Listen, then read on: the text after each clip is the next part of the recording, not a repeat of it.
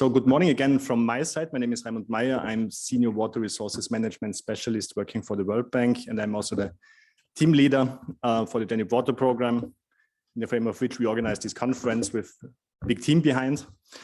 We're reaching the next session, I think, which is a very interesting one with the title, The Wider Perspective, Building a Water Secure Sector in the Face of the Climate Emergency. And it's really my pleasure to moderate this session, but it's not only me who will moderate this session. Luckily, I have support from a young water professional. And I would like to ask Esther Nagy, who is standing here next to me, to come here and introduce herself, please. Thank you, Raimund, and welcome everybody. As mentioned, my name is Esther Nagy, and recently I was employed at the Budapest University of Technology and Economics as an assistant professor. So as an academic person, I am both involved in education and research, and it is really my pleasure to be here. So very much welcome, and a huge thanks to the organizers for involving the young water professionals in these duties, because I'm also always very keen to look for inspiration in such venues as this conference, for instance, because of course I can also find inspiration as a lecturer and as a researcher. So keep tuned and let's see what lies ahead in this session. Great, thanks a lot, Esther, and thanks again for your help. We have really interesting session ahead of us. I will briefly introduce it, but I would like to ask already our presenters and panelists to join us here on the podium. So please, if you could come up, Camillo, Barbara, we have Flowers also, we have Olivia also with us, and Vesna, if you could already come up and have a seat.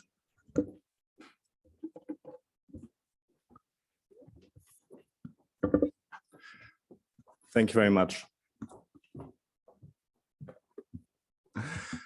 Okay, with this session, we are stepping a little bit out from the water supply and sanitation sector in the more narrow sense, I would say, because water services delivery cannot be seen independently from the overall water cycle, also from other uses, from impacts also on water availability like climate change.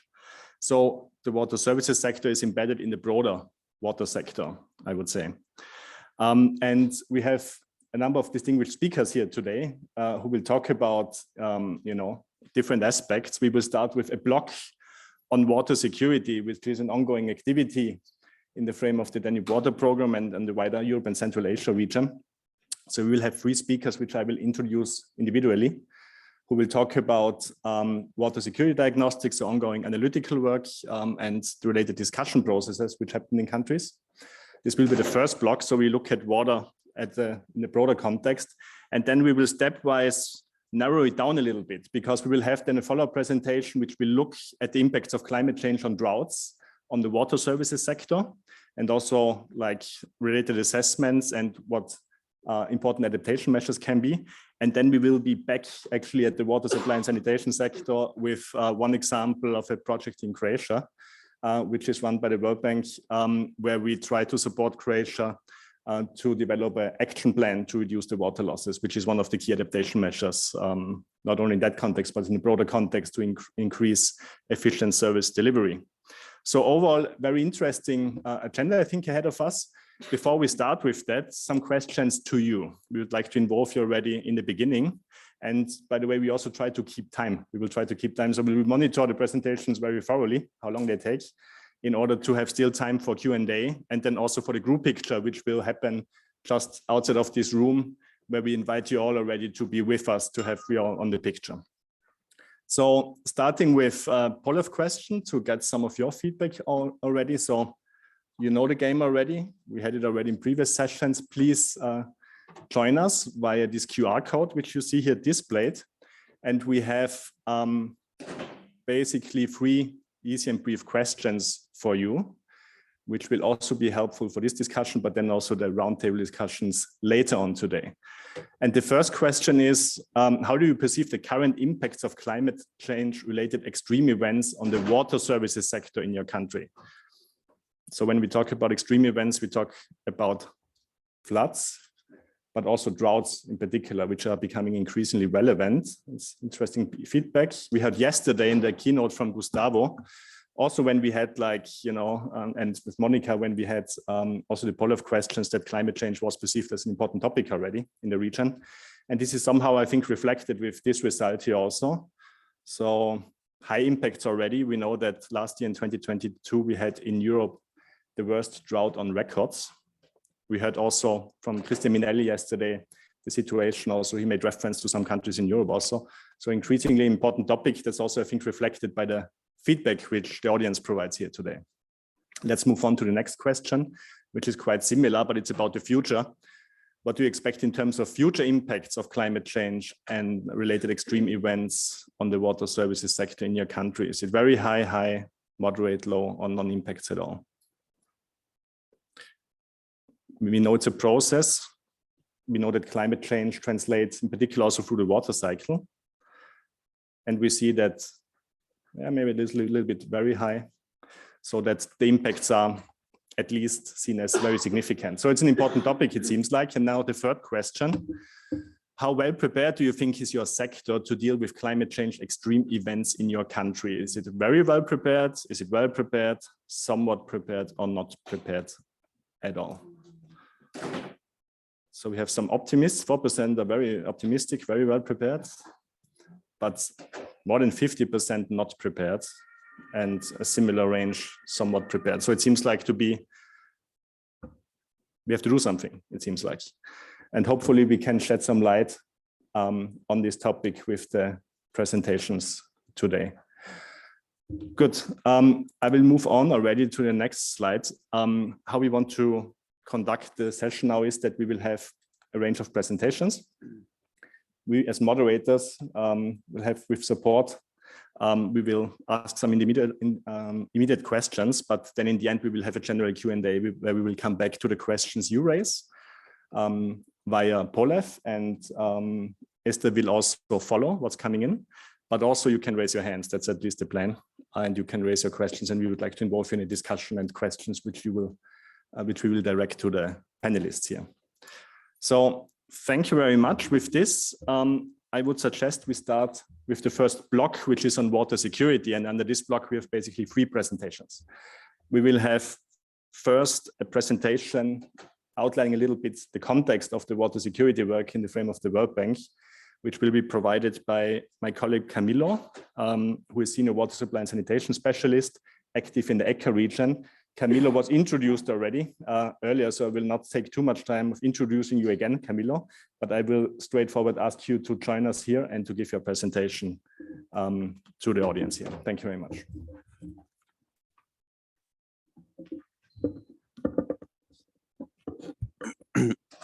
Thank you, Raymond, and good morning again. So I'm ready to be here in this panel, which is to discuss like the broader sector, right? So it's not only talking about these subsectors or individual silos that we have in the water sector, but now we're trying to see the big picture. So I'd like to share with you today one initiative that we have at both the global level at the World Bank, but we have developed our own personalized tailored initiative for the Europe and Central Asia region. So basically, very quickly and not to get too technical on definition of water security. So basically it means that we have enough water and with the quality that we need that water for. So this is the initial condition. Top of that, we want to make sure that all the risks that are related to water, be it droughts, be it floods, be it not properly dam management. So all those are an acceptable level for us to make sure that water benefits three key aspects. So it's the people, the population, the economy, and the environment. So this is a very rough, a very simple definition of what we understand by water security. Why is this important? So look, we believe that by 2030, we're going to need 40% more of the water that is being used at this point, which is unsustainable. So something needs to be done. At this point, we know that 2 billion people do not have access to safely managed water. In the Western Balkans, the number goes to 4 million. We know that along the same lines, we have 3 billion people that do not have access to safely managed sanitation. In the Western Balkans, it goes to 3.3 million people, still this 70% that I shared with you this morning. We know that more and more people is going to be living in water scarce cities. We know that water scarce areas. We know that a huge amount of the water is being allocated to one particular subsector, which might not fulfill the criteria of making equity access to water. We know that droughts and floods are affecting people, and this is going to continue as time evolves. So therefore, there is this need to somehow tackle the challenge at this point. Basically, what we're trying to say in this water security diagnostic framework is that we need to understand the water security as a chain, where we might have the water endowment or the water availability, or we might be able to put more water in the system through desal or through reuse. But then you still need to have different links on that chain to get the services to the population. So you need to have solid institutions. You need to have, of course, the infrastructure. All those need to be operated well. All those need to have a sound environment. And then at the end, you want to make sure that this somehow ends up being delivered to the population. So it is useless if you have the best infrastructure and you don't have institutions. It is useless if you have water but you don't have the infrastructure. So therefore, you need to have all the chain in place. So the approach or the methodology that we have built with the support of a group of consultants, so actually this IASA, is Intersus, is Hydrofield, they help us putting together this particular framework to be tailored to the needs of the region. So it builds on the lessons learned of all this work that the bank has done in other areas, in other regions. So this is a global initiative. What we have tried to do in this case is simplify a little bit the framework or the approach. We're making sure that it is flexible, is agile, that somehow adapts to the needs of the countries.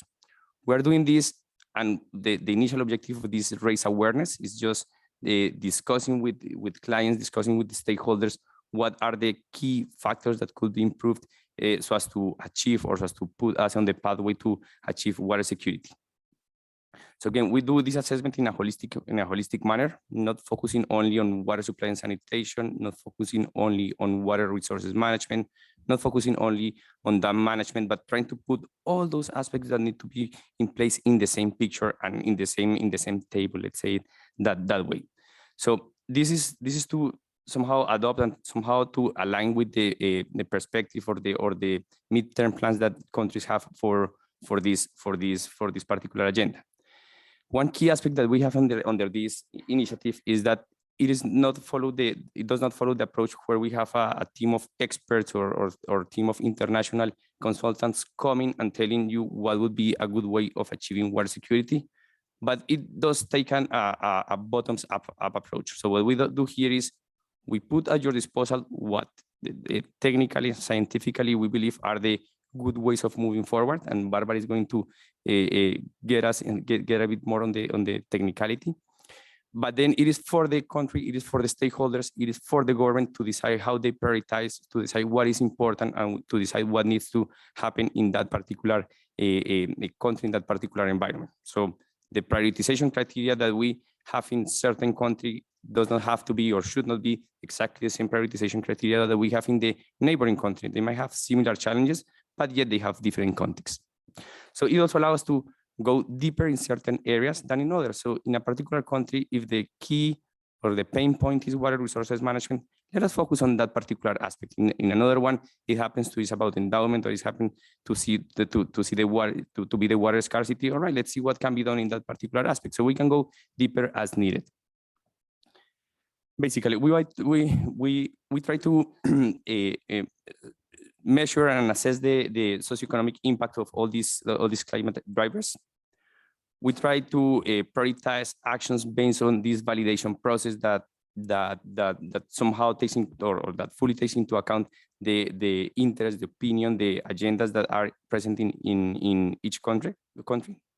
This allows us, and this allow you as users of this to identify entry points. So sometimes just by having these conversations, sometimes just by having these workshops is when we have that moment that clicks and a particular agency, a particular stakeholder at the country level says, yeah, probably we need to work a little bit more on this particular aspect. And while they say this, it's been said with their other colleagues that also work in the water sector, probably not in the same agency, probably not in the same subsector, but yet it's a conversation that is being held at that broader group of discussion.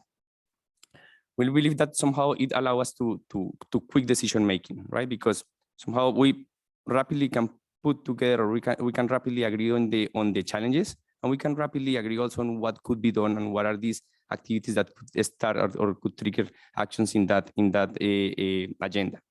And also, we're trying to include here a feedback loop. So as we implement the program, we implemented the program in for example, in 2 countries initially, and somehow we learned how it was done. We learned what worked well. We learned what could have been improved, and we rapidly retrofit that into the implementation of the program. Second batch of studies were somehow improved. So this methodology has 3 phases. So on the very first phase, we try to understand what the country needs, specifically to address this issue that I was mentioning before, not trying to apply a standard template for all countries. We define what are or we do an assessment. We take a good photograph of the current situation. This is done using existing databases, but there is a comprehensive, let's say, a expert work on designing and defining what are those indicators that are key for each case. We also try to understand what are the future trajectories. Again, we're not doing it establishing a complex model for each case, but we're trying to tap into existing models to somehow allow us to do that or to see that future perspective. And yet, so this might somehow look simple when all the work is being digested, but there is a robust analysis. There is heavy technical work being done before. So whenever we get to that conversation, the technicality, the heavy work, the expertise has been already in place. So whenever we get to that conversation, we are on a stage that already includes all the science behind these efforts. And with that, we build what we call the country narrative, right? Let's try to put together all these pieces and let's see how this would work for this particular country. From there, we come with a general list of potential actions. I like to call that the shopping list. So it's the desired list and everything that all institutions would like to do. So of course, the dam safety department would do these activities, and then the water supply directorate would make sure that they increase their access to sanitation. And the same thing happened with the Water Resources Management Institute, which would like to implement a river basin management plan. So what if we try to combine all those shopping lists, we put that in a single table, and then among all stakeholders, they decide what is the priority criteria. And somehow that gives the opportunity of putting all those activities in the same place. So with that, we start thinking about how to catalyze and how to go from big long list to a prioritized list. And from there, how we get that into action. What is the next step that is required for each of those particular actions that were decided? So with that, we get to that part where we start thinking about how to implement those recommendations, how to start moving that particular agenda. And again, the bank is ready to support that particular part. Then, as I mentioned before, important thing is just to also learn from you. So as we implement the program, we also try to see how we can incorporate that feedback into the overall strategy to be implemented again. So these are the outputs for this particular phase of the initiative. So we have a deep dive assessment for 5 countries. So this deep dive assessment include this stakeholder consultation. This includes this further dialogue and understanding of the client.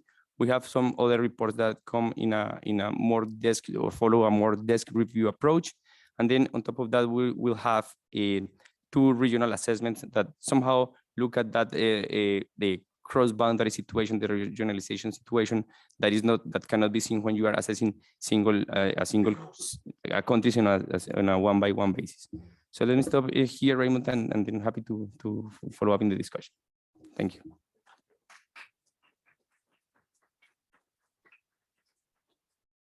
Thank you very much. Thank you very much, Camilo, for this brief overview. I would suggest we immediately move on within this water security block to the next presentation, which will be provided by Barbara Willards from the International Institute for Applied System Analysis based in Luxembourg. Camilo mentioned it's a consortium which supports the World Bank in this endeavor. It's YASA, it's Hydrofil, and it's Intersus. So Barbara is representing the YASA Institute, and she's an environmental scientist working in the water research group at YASA, and she has over 16 years of professional experience, and her research covers a broad range of topics relevant to the water, food, energy nexus governance and sustainable transactions. So perfect intersectorial context. I think you're the perfect person to guide us more into the in-depth of the analysis itself. Handing over to you. Thank you. Thank you very much, Raimund. Good morning, everyone. So yeah, I would like to share today some of the work that we have been doing for the World Bank. As Raimund said, we as leading institution, but we have been doing this together with Hydrofil, and some of the colleagues are here, and Intersus. So the assignment that when Raimund and Camilo asked us to do this, the assignment wasn't simple, because it was about operationalizing this water security diagnostic framework, which, as Camilo was saying, looks at the water sector in a very holistic perspective, and not just subsectors, but actually not looking only from the technical perspective, but also from the governance aspect. And there was this additional challenge of saying, okay, we really want a robust methodology, so it's based on the latest science available, but at the same time, we don't want to spend 1 million euros in doing this report. So we want something that it's also cost effective, and that really helps mapping what are the key challenges across these different dimensions that countries are facing, that will also allow them this methodology for benchmarking purpose, and it is action oriented. And I think an important topic also is that we in the water sector, we know about the importance of water, but somehow it's not so clear sometimes in other ministries, the importance of water for the economy of countries. So one of the pillars of this approach, and I mean, we as being scientists, we of course wanted to really stress and try to develop a methodology that it's strongly science-based, but of course we acknowledge, and as Camilo was saying, that the approach was by no means we are going to cook a report and then we just go back to countries and we tell them what they should be doing. And I think this has been a failure in many cases. So the approach was totally reversed. Let's integrate different type of knowledge. So countries have demands, we have maybe some tools and capacities and knowledge that we can also bring together.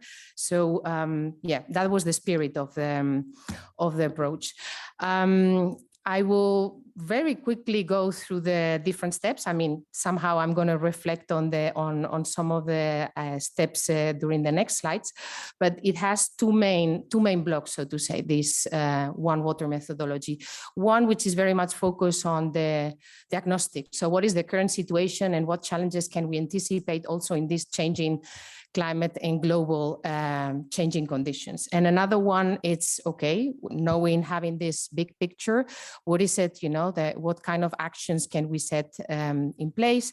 And as Camilo was also saying, it is not realistic to say, that a country can get from point A to B, especially if there is big gaps and big challenges, but do a more kind of a progressive approach. Okay, so the problem framing, and this is where we started our work.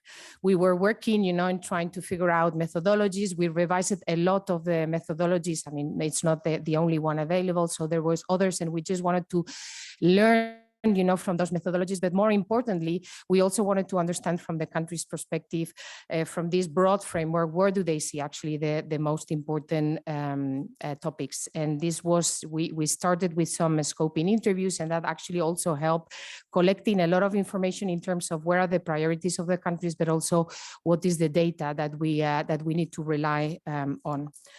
So there was I'm just putting this in a slide. This was a very big job, because this is one of the, so to say, the main assessment framework that we are using. So we develop an indicator framework to try to see across all these different dimensions and sub-dimensions ways of quantifying or at least describe them objectively, based on facts.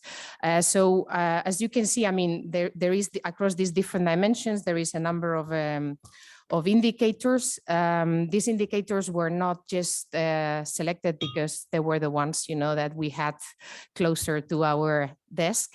We actually took some time to really assess those against a number of criteria. We were looking at the relevance, the accessibility, because the overall aim is also that this can be scaled into other countries. So we had to make sure that this information is available for almost any country that wants to undertake this analysis. So against a number of criteria, we came up with this list of indicators. And here is one of the interesting things, other than this selection of indicators. So there is some aspects, as you can imagine, in the water sector that can be easily measured, but every time that we are trying to deal about issues more on the governance side related to the maturity of the legal framework or institutional setup capacities. I mean, this is not something that there is an indicator. I mean, there has been some attempts to put numbers to that, but I think it's way more complex.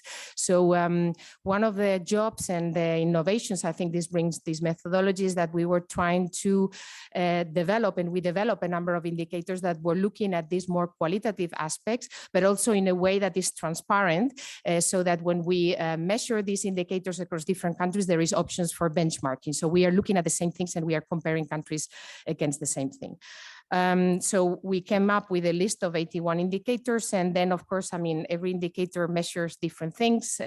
So we standardized the indicators across a range band, where low means that a country for that indicator is underperforming, and high it's exceeding. It's a model. So to give you a sense about especially those indicators that we have developed, I've just put it here. I'm not going to go through all this list, but this is the indicators that we came up to measure and monitor the water sector architecture, both related to the aspect of institutions and legal framework and infrastructure. So you can see, I mean, there is like two rows there. It says supporting core and then quantitative, qualitative. The majority of the supporting indicators, which were developed by us, are qualitative kind of indicators. And where we could, we were also going beyond the national level, where we had data to go and see also the differences at the subnational level. So all these sets of indicators, basically what they aim to explore is the maturity of the legal framework, the clarity of the institutional roles and responsibilities, and then the situation of the infrastructure, not only on the water supply and sanitation, but on the water resources management part as well, and energy and irrigation. So how did we, again, this is just one example. So how did we, if we are looking at issues like the maturity of the legal framework, how do we measure that? And how do we do this transparently? So we came up with these criteria, what means low? So low means, in this case, that the legal framework does not cover the critical areas of the water sector in a country, or the strategies and the national plans and the strategies are not in place or are outdated and do not reflect, they're not aligned with the legal framework. And then, of course, small improvements will allow, the score to increase to a point where the legal framework is address all the areas and is perfectly fit for the future, and also the strategies are supporting the implementation of this legal framework. Other sets of indicators, and I think everyone will be most familiar with those, are the ones on the outcomes. So we were saying, and Camilo was stressing the importance also of making visible that water at the end is managed to deliver services, to increase the benefits of society, the economy, and the environment. So we were looking at those aspects as well. And again, here we were using a mixture of quantitative and qualitative indicators, and wherever that was possible, we were also going into the subnational level. Yeah, I will skip. I mean, these are the range bands that we have established to measure this quantitative, I don't know, percentages. How do we put that on on a range span, and basically we were comparing for the ecoregion how are these countries performing, comparing among each other for doing this range band classification. Okay, so this is a bit how I mean, there is a whole narrative coming next to it, but this is a bit in a nutshell what the diagnosis was coming out of this indicator assessment, what the diagnosis was telling us. So this is a picture of what is the current situation in a country. The radars, they represent values from 1 to 5. So that means that the larger the area in each of these spider diagrams, the better the country is performing. So just without going into the details, I think when you look at this dashboard, you quickly see that there is quite a number of issues. This is an example for Albania, but you can see that there is quite a number of issues and underperformance, you can say, when it comes to the institutional and legal part, and as well in the water supply and sanitation and in other areas. I mean, I think it was also striking when we were looking at the performance of the floods and droughts, you know, that they are really, there is a lot to be done there. Okay, so yeah, I mean, this is the situation that we have now, but any kind of action planning, of course, we need to take into account that we have all these external drivers, which are every day more visible.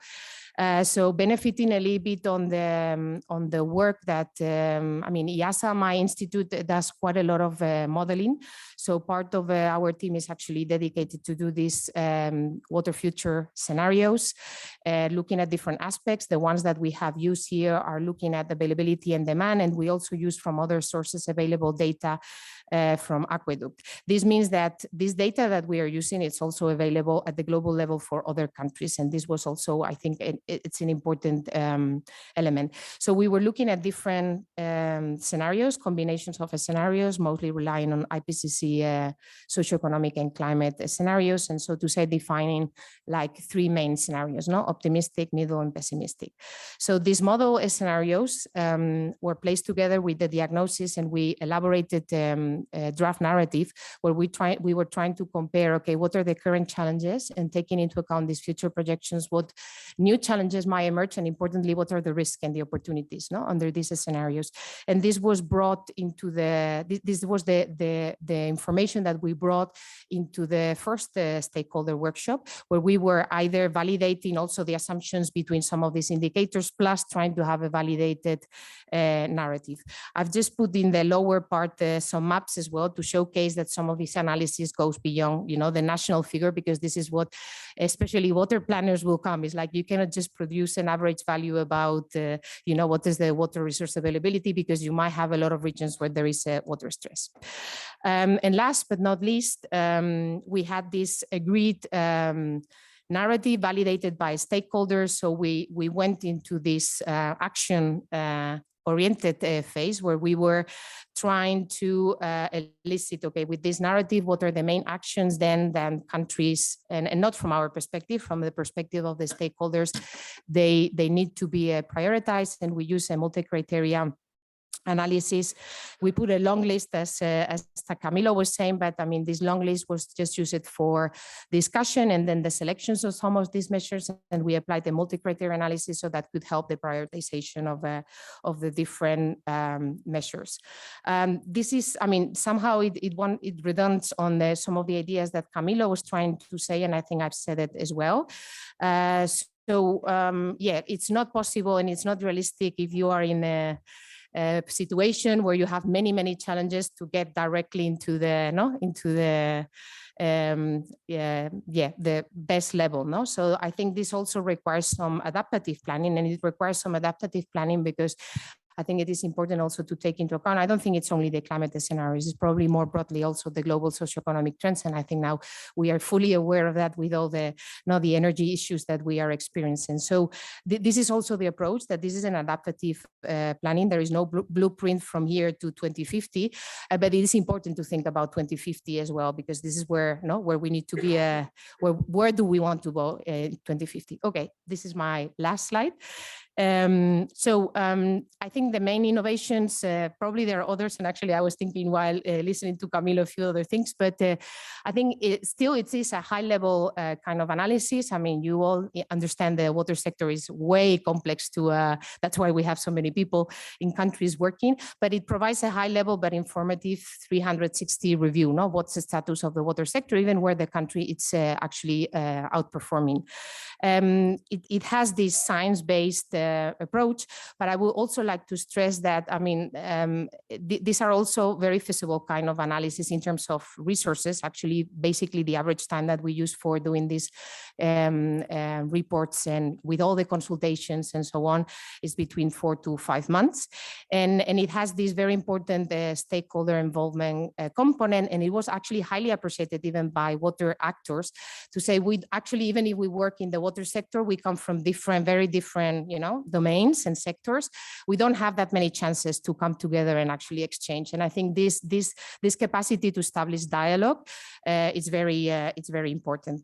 And yeah, I will leave it here. I think, yeah, what I just said is also, I think this water security, assessment in comparison maybe with others also puts a very strong focus on the enabling environment, which we all know it's critical, and it's not sometimes, you know, it cannot not sometimes be easily addressed in this kind of analysis. And thank you.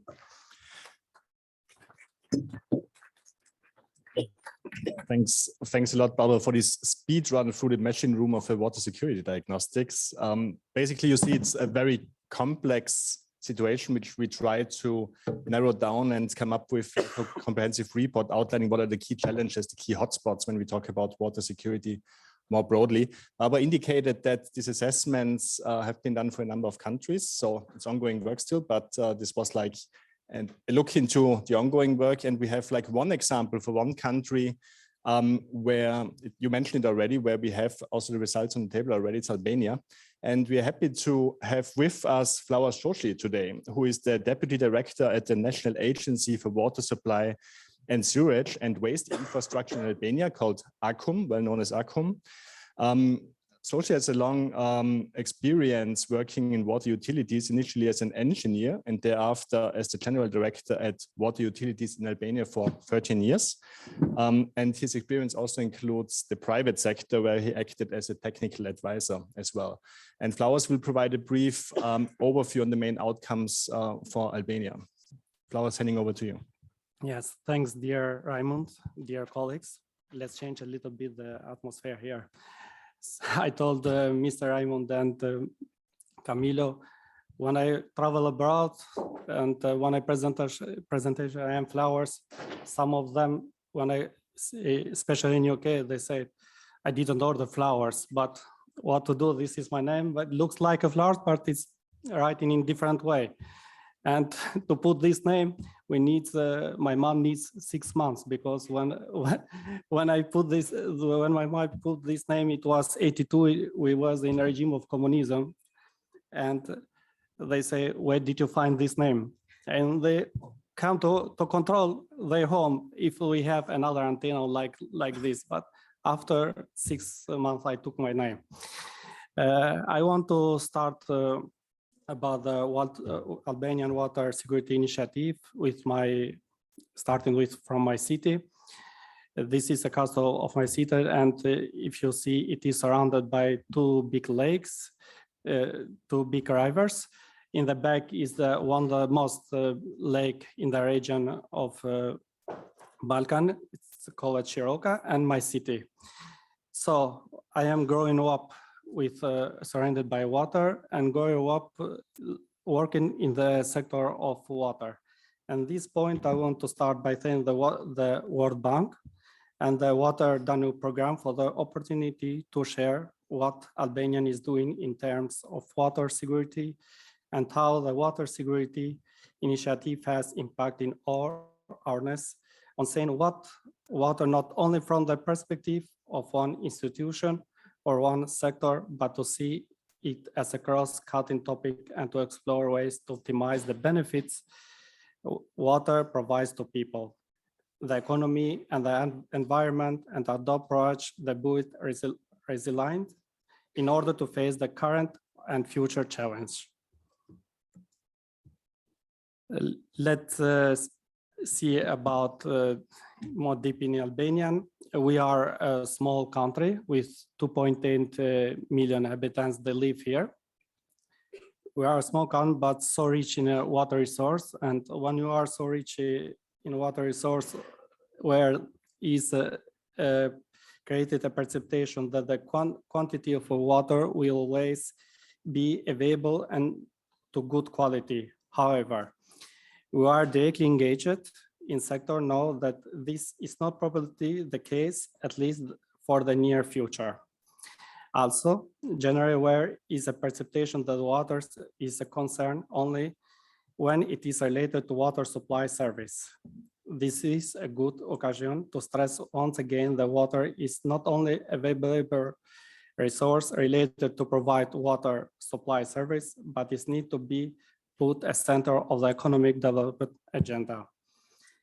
As you can clearly see, Albania has an availability of 14,000 meter cubic capacity per year, but water is our main resource also for the sector and energy sector, for the agriculture, and also contributes highly to the economy due to potential or a much higher level to tourist number, which of course will task for the clean environment and bath in water where the water is not discharged and treatment.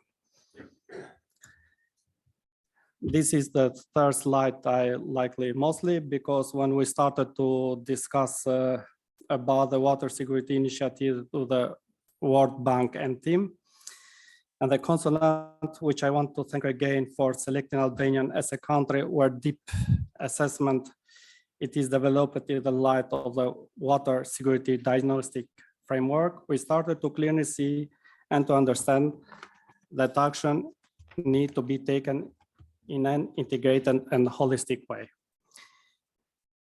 At the beginning, we are a little skeptic of having another study, but when Camilo and Raymond and their team explained that this exercise would be engaged at us, so all the water-related institutions and stakeholders directly in diagnostic the situation and also drafting the action for a sustainable water security future through a multi-criteria assessments.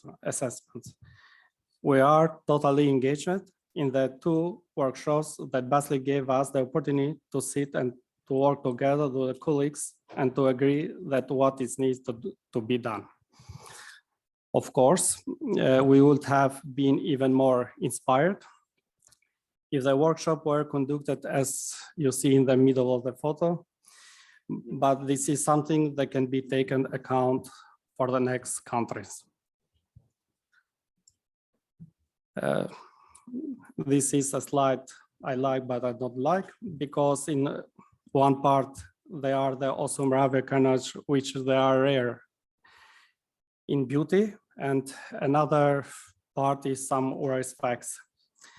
Regarding to the water supply and sanitation sector, there are a lot of sound steps by the government of Albania to shift the sector towards better performance and towards sustainable air residence. The government of Albania has developed a national strategy that is supported in its aim to achieve the national objective also by the World Bank through a new programmatic approach. Albania needs 114 waste treatment plan, while we have only 14 built or under construction, and the share of wastewater safely treated is only 40%. Here again, we're expecting with the support of World Bank, the development of the regional master plans will have the way to access more financing. Regarding energy sector, Albania has relatively high dam storage capacity, yet dam safety is assessed as an urgent issue. Albania has a high dependency of resource of electricity generation. Hydropower provides most of the total domestic electricity produced yet in the various greatly during dry years. Another water security related aspects of the flood impacts of Albanian economy and population are significant. Average annual economic losses or assessment, they are about 3% of GDP.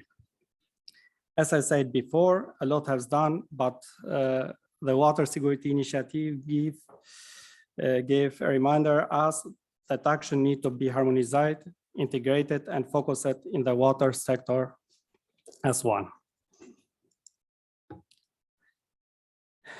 So the most interesting part of this initiative is here. Action were decided and agreed by the whole Albanian institution with the lead and the support of World Bank and the consultant represented here today by Mrs. Barbara. As you see, the first priority action agreed is to improve capacity development, human resource, which brings to the shared vision to not focus on the building infrastructure, but to strengthen also the institution. Government of Albania acknowledges the challenges that the sector faces and how addressing these challenges will contribute directly to improve the environment and the economy. That this way we have incentivized and support an energetic progress of aggregation, which after its totally implementation will establish 15 water and sanitation utilities, 14 out of which are already established. We'll have the same energy with the support with the World Bank through the water program for result to implement integrated measures that will contribute to preserving the water, such a program to reduce the renewable water. That although have shown some improvements, still we are aware that is lagging behind compared with what is a good international practice. We acknowledge that there is an urgent need to increase drastically the level of investments in the sanitation sector. Another aspect that I want to stress as a message we took from the whole initiative is also the need to have the clear strategy and action plan, which of course needs to be led by the Water Resource Management Agency with a close and strong collaboration of each of all institutions focusing on mitigation of water-related risk. I will finish by thanking again the World Bank, the Danube Water Program for this opportunity and for the enormous support given for Albanian, and looking forward to the upcoming action that we'll implement together. Especially, I want to thank you, Mr. Raymond, Mr. Camilo, my colleagues for 50 years, Mrs. Lindita, my teacher is here, Elizabeth, and all the colleagues that are from the Albanian and Kosovo. So thank you very much.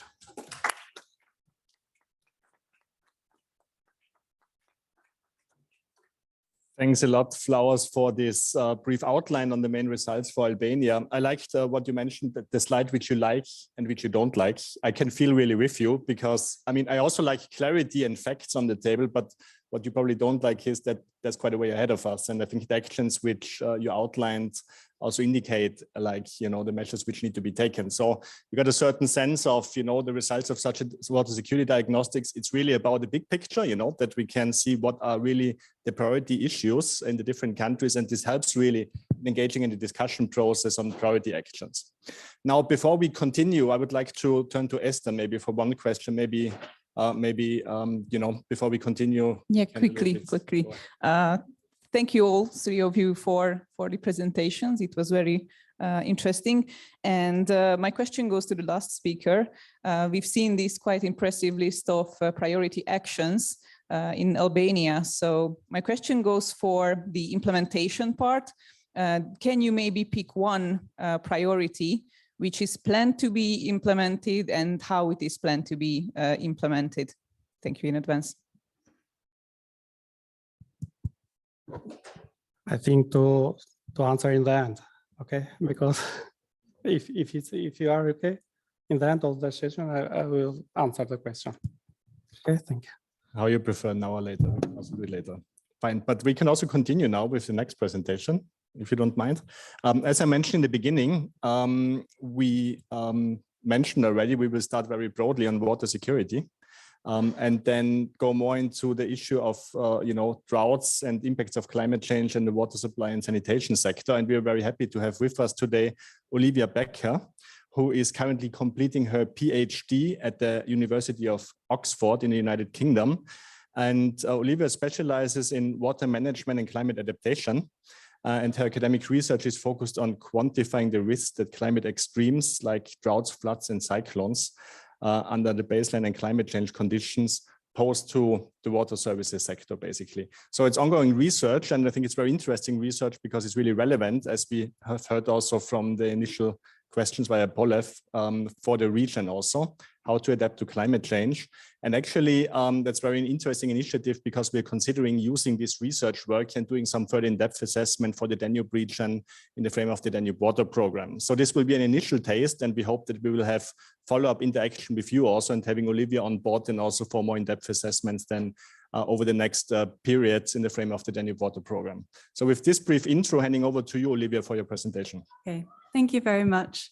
It's great to be here. So as Raymond mentioned, I'm Olivia. I'm a researcher at the University of Oxford, and I'm going to be presenting some work I've been doing with Oxford and also EASA, called Closing the Climate Adaptation Gap for Water Supply Utilities. So yes, as just mentioned, this is a global study at the moment, but we're hoping to do a more detailed study in the region. So this presentation will kind of go over the methods, results of that global study, but then end by reflecting on next steps potentially for the detailed assessment. So as we all know, droughts pose a material risk to water supply utilities globally and also in the region. So traditionally, research on droughts at large scales is done at a basin scale or even a national scale, but recognizing that utilities are the key agents in delivering reliable water supplies in droughts and also delivering climate adaptation benefits by investing in adaptive infrastructures. This study focuses on a utility scale for the assessment. So we present a global framework which is developed for approximately 5,600 utilities. And the risk framework is used to identify the benefits associated with adaptation options. And the three adaptation options we consider are reducing leakage losses, increasing desalination capacity, and increasing reservoir storage. And yes, given the limitations associated with global data sets, it would be great to get more detailed data for the in-depth assessment going forward. So here I just provide an overview of the approach. First, we construct a water balance model on a monthly timescale for 5,600 utilities. So the water balance is kind of balancing supply and demand. The supply inputs are renewable groundwater supply, river discharge, reservoir storage, and desalination. And then on the demand side, we have customer demand after leakage losses. And basically by balancing the two, we find the risk, which is defined by the metric unsustainable water supply days. So basically that means the risk that utilities aren't able to supply their full customer base with the full demand sustainably. So without tapping non-renewable groundwater and without imposing demand restrictions or reallocation strategies. And based on this risk, we estimate the tariff revenue at risk by assuming that during such kind of disruption events, tariff revenue would decrease elastically. And doing this, we are able to simulate the influence of adaptation options. So as aforementioned, leakage loss reduction, desalination capacity increase, and reservoir capacity increase on that risk, and weigh benefits and costs to come up with benefit cost ratios, and also to identify the most cost-effective option across the utilities. Here's just an overview of the global data sets used. So we also use CWAT-M, which is developed by EASA. We use that to simulate present day hydrology, but also 3 scenarios of future climate and growth. We use a state-of-the-art model that simulates per capita domestic water consumption going forward. And then we also use global data sets on utilities and desalination, which is provided by Global Water Intelligence. We also use global estimates on the costs of adaptation. We also use, which is not listed here, a global data set on sources for cities. So where cities are sourcing water from a distance and transferring it. I've used a data set on that.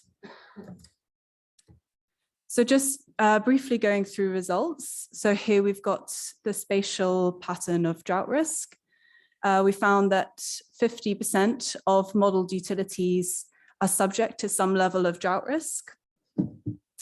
Something interesting to note is that even though there are these spatial hotspots, it also varied within the kind of same region quite a lot between utilities, which highlights the influence of local utility characteristics on risk. So for example, leakage losses.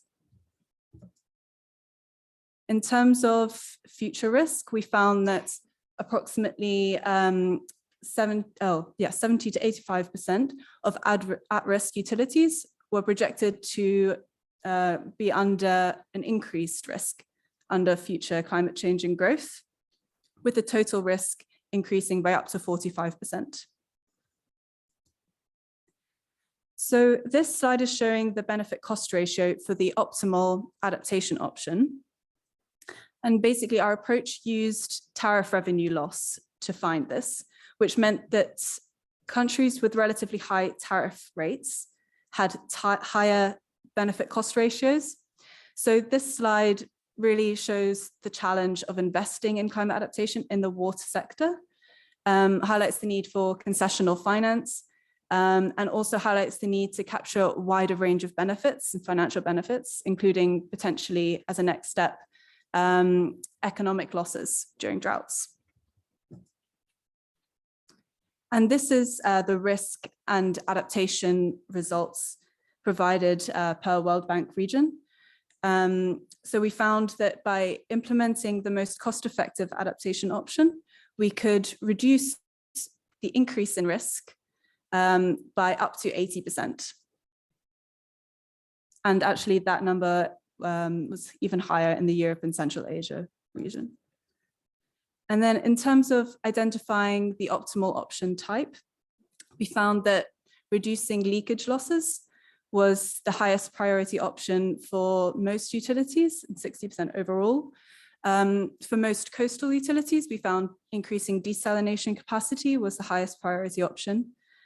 And then for the remainder, including in utilities that have very high variability in hydrology, reservoir storage was found to be the priority option. And again, presenting that per region, you can see that leakage reduction was the highest priority option in most regions, including in Europe and Central Asia. I know I'm whizzing through these, so feel free to reach out to me if you want to learn more about the results. And here just reflecting on the data coverage in this region, because as mentioned, we would like to do a more detailed study. However, the coverage of our data sets in the region is quite poor. So overall, it's about 60% of utility customers are covered. Kosovo is actually not covered at all, unfortunately. So we need to improve upon these global data sources. And the kinds of data we would ideally look to get would be things like the locations of utilities, their customer bases, demand, leakage losses, and also sources, so their location and their types. And with that, I thank you very much for your attention and feel free to reach out.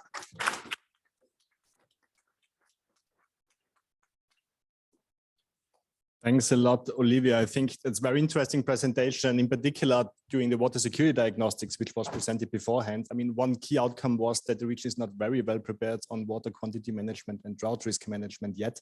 So in our point of view, this was a logical follow-up, you know, to have more detailed assessments and to put some numbers behind the risks also for the water supply and sanitation sector. So Olivia presented the global work. Our intention would be to have more detailed assessments for the Danube region. But handing over to Esther, maybe for a follow-up question, immediate one, before we move on. Yes, again, a quick question. Thank you for the presentation, quite impressive research. My question is concerning the future, well, not the future of the climate, because we have scenarios for that, but the future of your framework you just presented. So can you maybe name some of the details where this framework might develop in the future? Thank you. Yeah, thank you for that. So yeah, I think three main things. The first would be improving this approach as it is. So using better data sets, because at the moment there's a lack of coverage and a lack of quality in some areas. Secondly, I would hope to expand the benefit cost ratio framework, because as we saw, quite a few utilities didn't show a kind of profitable option. Which basically means that it would be great to include economic losses into the framework to show the true benefits of investing in climate adaptation in the water sector. And then thirdly, I would like to increase the scope of adaptation options considered. So for now, only 3 have been considered, but it would be great to also incorporate more options that utilities are considering. Super, thank you very much. And maybe a short applause again for Olivia. Olivia, there was one key word which you mentioned, which was water loss reduction, that this is one of the most popular adaptation measures. This directly leads us to the next presentation, to the final presentation of this session. We heard also yesterday, actually, in the keynote, which was provided by my colleague Gustavo, on the assessments. I think it was around 700 utilities, you know, which measures would be quick wins in order to achieve an operating cost recovery ratio of more than 120%. And one of these low-hanging fruits, I don't know if they're so low-hanging, but the priority measures was non-revenue water reduction. And I noted it down, it was brought like utilities into the green zone, 41% up to 65% by reducing non-revenue water values, basically. So the next presentation will be about an ongoing World Bank project in Croatia, where we support Croatia with the development of a national water loss reduction action plan. This project is financed by the European Commission. Vesna will talk more about it. Maybe briefly on Vesna herself. She's deputy director at the Hydro Project Engineers Corporation in Croatia, and she has over 20 years of experience in the water sector, in the public and private water sector, actually. And Vesna is leading the local experts team in Croatia and will basically present some of the interim results of this ongoing project which we are running in Croatia. Vesna, handing over to you. Can I take it from here? Yeah, okay, thank you. So I'll try to speed up a bit, okay? So I'll present you the project support to reduce water loss within the reform of the water sector. It's a really huge project with a lot of activities, but I start with a few information about Croatia. Well, it is a water supply project mostly related to the water loss reduction, but as I said, it's a water supply project, so connection rate is rather high. It's the 90% of the connection rate in Croatia to the water supply.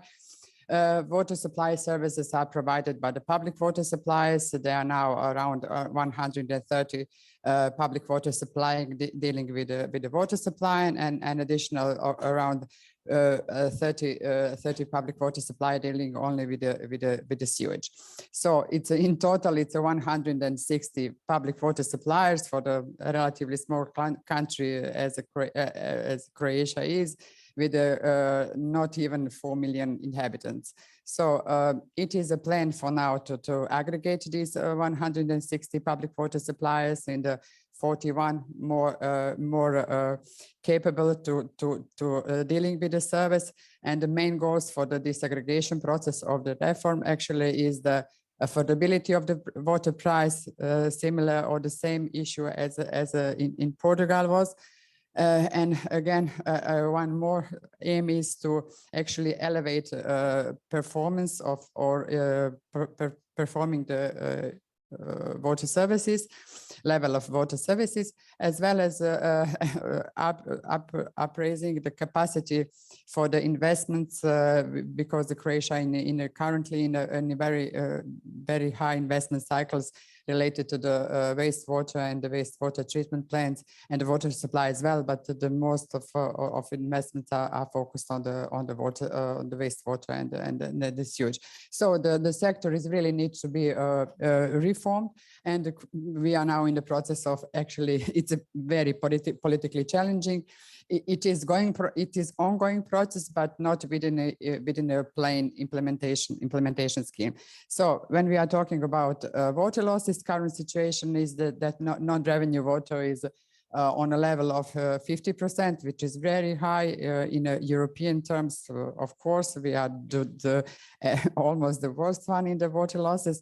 And the pictures on the left side is actually presenting the level of the non-revenue water per public water suppliers. Of course, greens, yellows, and the reds are the one with the worst results, meaning the yellows are actually the public water supply with the non-revenue waters higher than 50%. Okay, of course, there is an impact of climate change. We are already seeing the impact of the climate change in availability of water. So that's the one reason why we are thinking about the reduction of water losses, of course, and the new requirements of the drinking water directive recast. And of course, because of one of the measure, because of our situation and the situation with the non-revenue water, and Commission itself, when the National Recovery and Resilience Plan was released in Croatia, it was triggered by the measure that this national loss reduction plan need to be done, or to assess or our possibility or room where and how to deal with the water losses. So as Raimond said, the project is financed by the European Commission. Main beneficiary is our ministry. Objective, of course, is to improve the institutional capacity and reduce a really high level of water losses.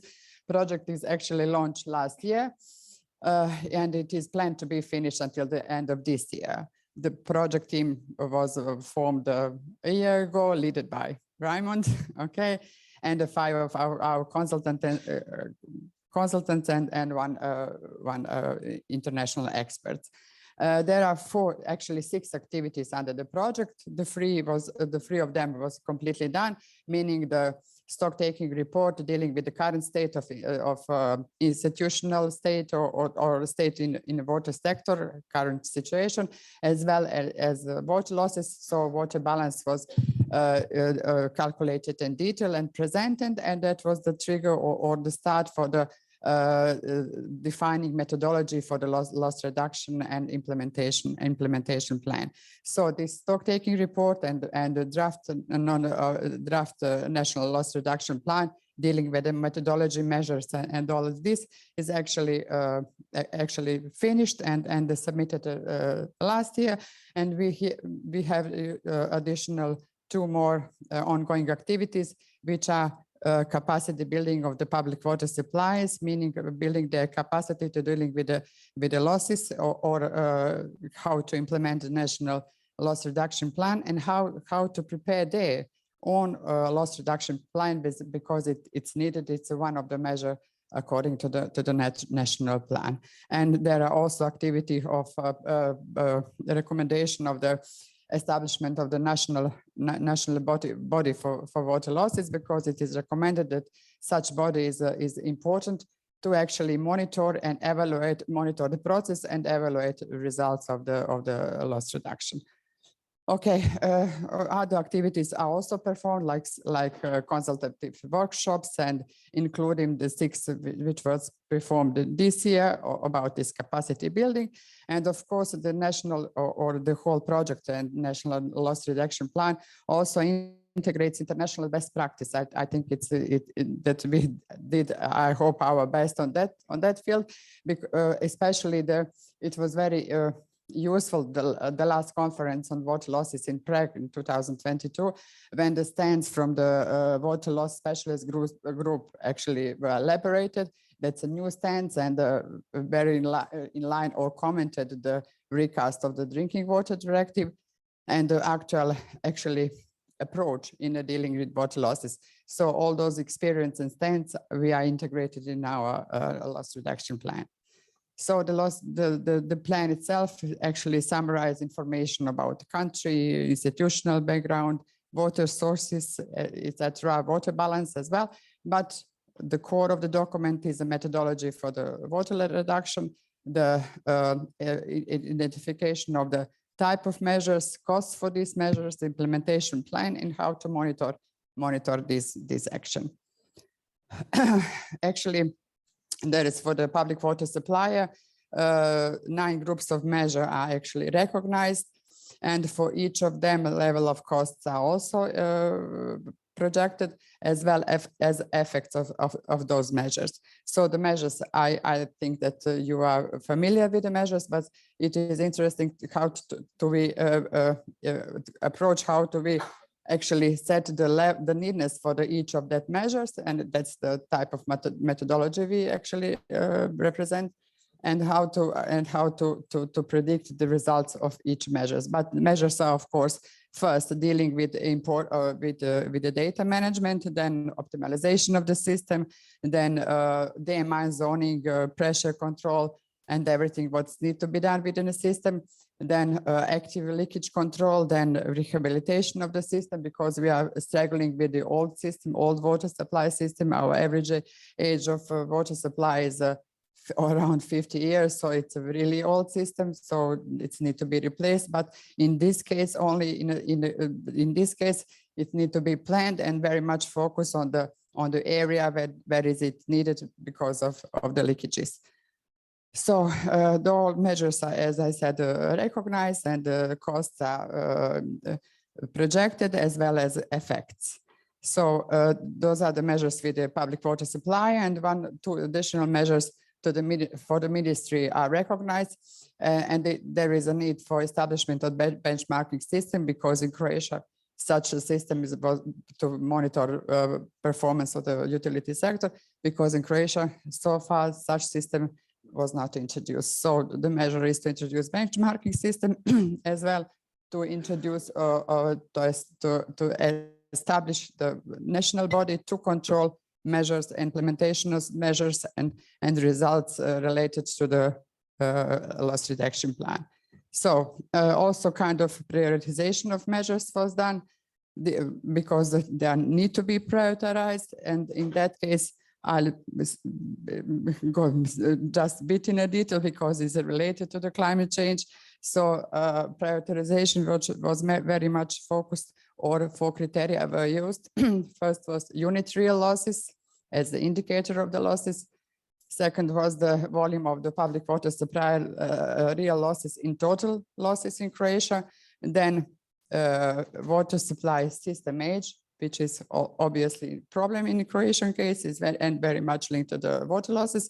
And the 4th criteria is a risk assessment, risk associated with the limitation of water or in the sources, as well as related to the climate change. So those 4 criteria are actually talking about of the relevance of the water losses on each water supply or each public water supply system or supplier. Okay.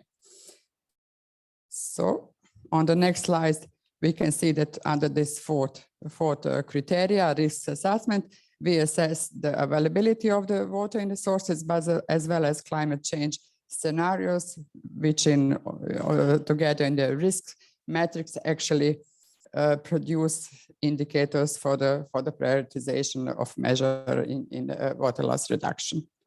So within a plan, of course, we suggested or introduced indicators how to monitor results. 4 of them, really, of course, as one of the indicators mostly used and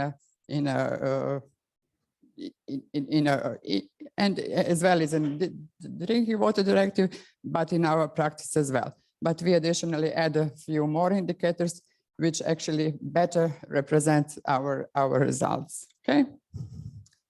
And investments are planned according to this plan, and investments are planned for the 15 years. And you can see the investments and the effects within the 15 years and the cumulative on the bottom.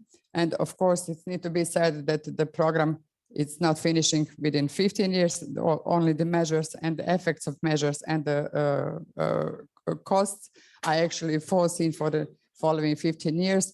But with these 15 years and the amounts which is actually assigned to those measures, we only reduce 50% of our losses. So we are at the end, we are still on a high level of losses, and the job needs to be done or continuously done to the final goals. Okay. I think we are totally running out of time, right? Okay. So total investments is around 1.5 billion euros. And for those investments, we actually foreseen what we can expect from the subsidies or from the national funds or EU funds. And after all, the gap or investments gap are around 1 billion euros. And for those gap, we actually calculated 2 models. One is with a more or less engagement of the government or on the water price. So we, of course, when we are talking about financing model, we needed to see the effects on the water price and on the affordability. And it can be said it's still 1.5 billion euros at the end for the Croatia in the following 15 years. But it can be said because the measures are mostly, these water loss reduction measures are mostly cost effective, or they have positive impact on water price because of energy saving, because of a way of calculation of water fees for water supply in Croatian terms. So after all of these investments on a water price on the tariff side, there will not be major impact on water price, and the water price will be still under the 2 or 2.5% of net available income within a total water price, which actually shows that the program is affordable or implementable. Okay, this is something really characteristic for Croatia, so I skip it. It's how to set the implementation mechanism is very much linked to the Croatian institutional background, of course, and I'll finish with this, I would say, importance of this national loss reduction plan. We can say that within a plan, we actually recognized all key problems. And we focused or identified the groups of measures and subgroups of measures and the time for its implementation.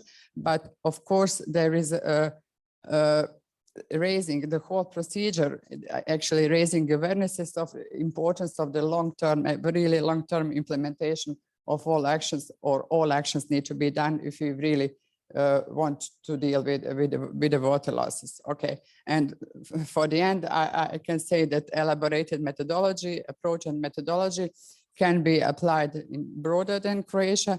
And I think that in that case, in that terms, Croatian National Loss Reduction Plan actually contributes in broader terms.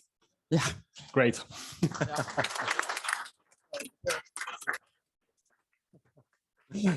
Great, I will sit down. Thanks a lot, Vesna. The reason why we had this presentation is because, Vesna, you mentioned you have a non-revenue water rate of around 50% in Croatia, and it's very high in the EU context. I think it's number 3 when you compare it with other EU countries.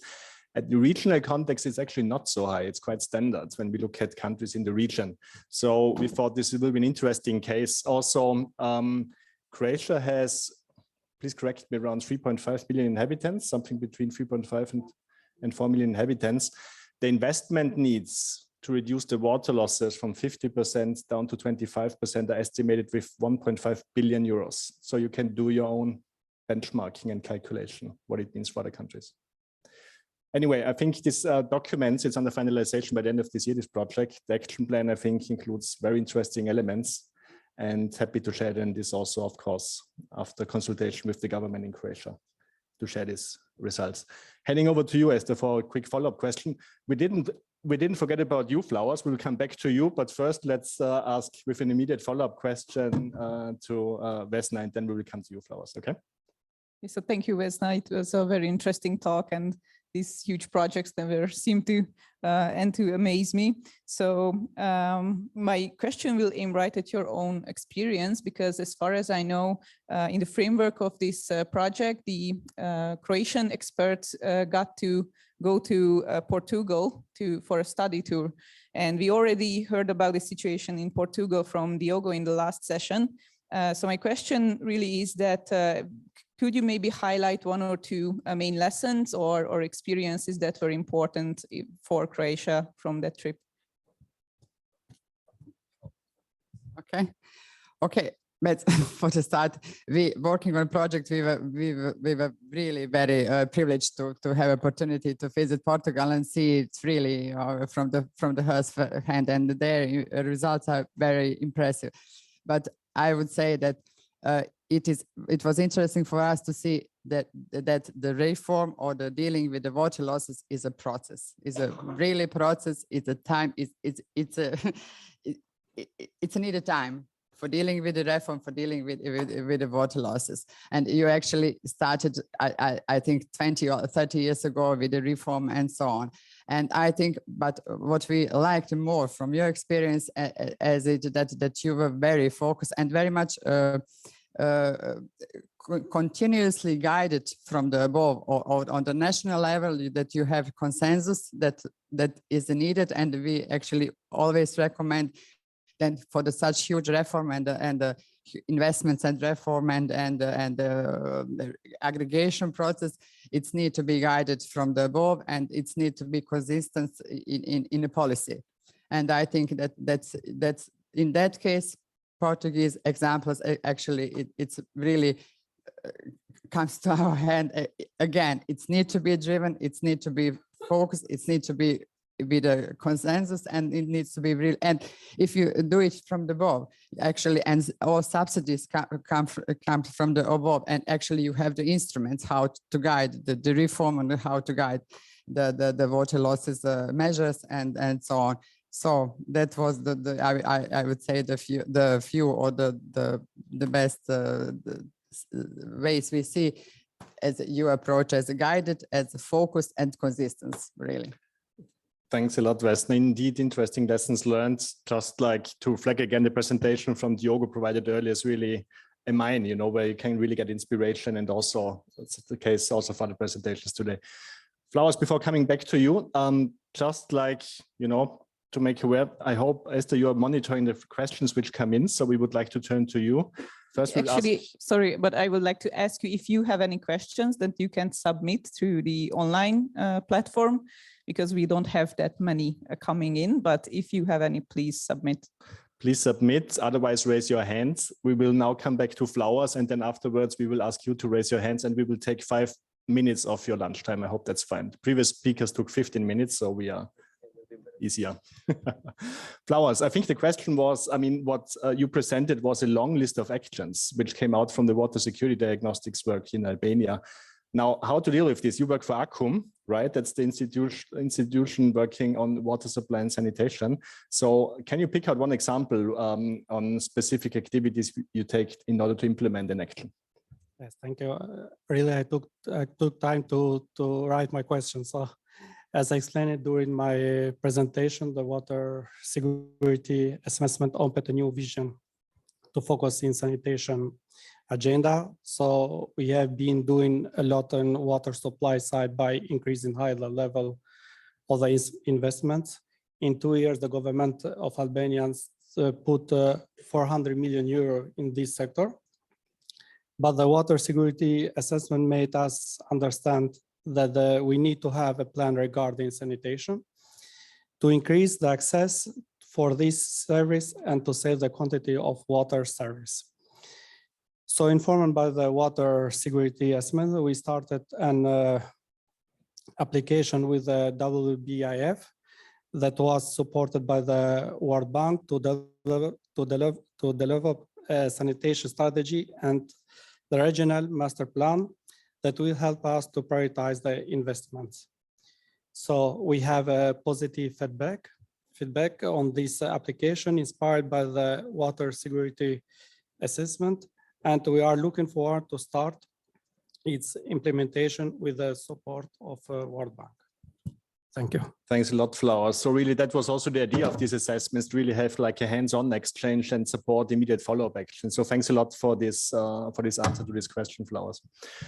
Great. Turning to you now, Esther is monitoring the online questions, but is there any specific question which you would like to raise, turning to the audience? We see there's one question over there from Thomas Václavicek. And then Gustavo would also have a question. So maybe we go with these two questions first. Thomas. Yes, hello. My name is Thomas Václavicek, working for Hydrofill. I was also part of the consultant team making these deep dive assessments. We learned in these deep dive assessments that there's a lot of lack of capacities, lack of human resources at different levels. It was also mentioned, I think, during the workshop several times. And then you made this study to Portugal. Yeah? I'm pretty sure that you also talked maybe about this. Was there any lessons learned how to keep qualified staff in the different levels and how to make it also attractive to work in the water sector? Thank you. Thanks. Is this a question directed to a specific speaker? Maybe to Vesno or maybe also to others who participated in the study tour to Portugal. Maybe even Diogo, who can talk about Portugal then. So that's the first question. Let's take also the second one from Gustavo, and then we will. Yes. Thanks to all the presenters for the great presentations, but I need to pick one, and I will ask Vesna. First of all, it's great to have a national program led by a national government for non-revenue water reduction. It's excellent. So I wanted to ask you if I saw the significant financing gap for the program, and I was wondering if the government is considering eventually to bring some sort of private sector involvement, either through performance-based contracts for non-revenue water or others, to increase the size of the financing. Thanks a lot, Gustavo. So both directed more or less to capacity and what's going on in Croatia. Let's maybe start with Diogo. If it's fine with you, can you maybe enlighten us a little bit how you keep qualified staff in Portugal? How do you do this?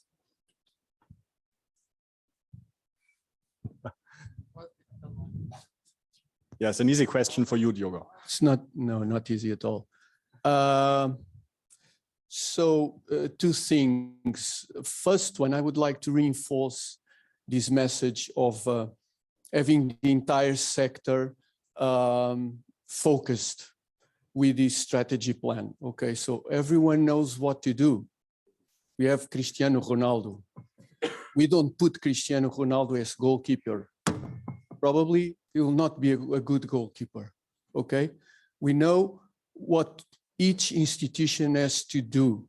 This is very important. Regarding retaining and attracting good professionals, it's not easy. Águas de Portugal, the state-owned company, actually is a commercial company, okay? It pays salaries at the market value, so it can attract good professionals. The municipal companies can do it as well, not the municipality itself. So when it is direct management, you are obliged to public salaries, public function salaries. But if they do a company, they can pay to a good CEO, to a good first line of directors, and they can attract people. This is all true in theory, but in practice, we are still a left-wing country managed by really left-wing government. And we have this thing about, well, the CEO cannot receive more than the President of the Republic of Portugal. How come?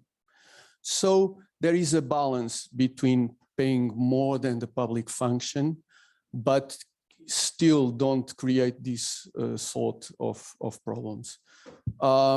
We've been successful. If you go to Águas de Portugal, many people are from the private sector going to the public sector, okay, which is strange. I myself came from the public sector and then went private. But you have them. You have guys from Degremont, you have guys from Veolia, you have guys from all over working there, even Englishmen working on water losses in Nepal because they can pay. Okay, thank you. Thanks a lot, Diogo. Please use the opportunity talking with Diogo during the lunch break also. Vesna, turning to you, I think there was the question on private sector involvement in Croatia. Yeah. Okay, thank you for the question. So, well, yes, the gap is around €1 billion regarding this loss reduction program, but within a plan, the two models are actually setting or discussed about emerging national funds or credits which will be repaid from the tariffs, from the water price. And both are feasible. Of course, the one with the more subsidies is more feasible, but even this one with the credit lines and the tariffs are also feasible. That's for the gap. But in a whole, for the water sector in Croatia, there is no plan for now which actually will involve private sector. Well, water supply or sewage or water services are actually public business in a terms and really strict with the laws and bylaws defined. So I don't see any change the direction or wheels in that case. Thanks a lot, Vesna. We try to raise awareness about performance-based contracting. That's what we tried, but let's see. Yeah, but it's only public, it's also public tender as it works. Absolutely. Great. I think we can take one quick question online, and then I think we have to conclude. Yeah, we have one for Olivia here. So this is quite specific. So could you elaborate on how countries with higher tariffs also have higher benefit cost ratios? Yes, I can try. It's simply to do with our approach. Because it's such a large scale study, we had to simplify the financial benefits of investing in adaptation. And to do that, we basically said that tariff revenues will decrease during disruptions, during these unsustainable water supply days. And therefore, by increasing reliability through adaptation, we increase tariff revenue. And so for the same level of risk, a country with a higher tariff rate would have a higher benefit cost ratio. So I see it actually as a limitation rather than the kind of final answer, and something to build upon. But yeah, thank you for the question. Thanks a lot. I think we are more or less in time, not exactly, but I think with this, we will close this session for now. An applause again for all the speakers, please. Please use the time during the lunch break also to get in touch and clarify any follow-up questions. And I was reminded by my colleague Kati, now it's picture time, right? So we meet outside, I think, and we will take the group picture now. So enjoy the picture and enjoy the lunch break. See you back later on according to the schedule.